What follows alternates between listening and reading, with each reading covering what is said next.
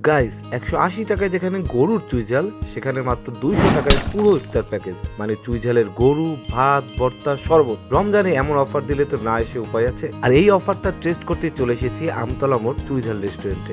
ইফতার শুরু করেছিলাম শরবত দিয়ে। সারাদিন রোজার পর এই প্রথম চুমুকটা, সত্যি বলছি মনে হচ্ছিল শরীরটা আবার নতুন করে চালু হলো। এই সময় শরবত এমন একটা জিনিস, এটা ভালো লাগলে দুনিয়াটাই ভালো লাগে। এরপরে ভাত আর বেগুন ভর্তা দিয়ে শুরু করলাম খাওয়া। ভর্তাটা ছিল একদম ঘরোয়া স্টাইলের, সিম্পল কিন্তু খুবই কমফোর্টিং একটা স্বাদ। আর এরপর তাদের মূল আইটেম গরুর চুইঝাল। প্রথমেই ভাতের সাথে নিলাম একটি আস্ত রসুন।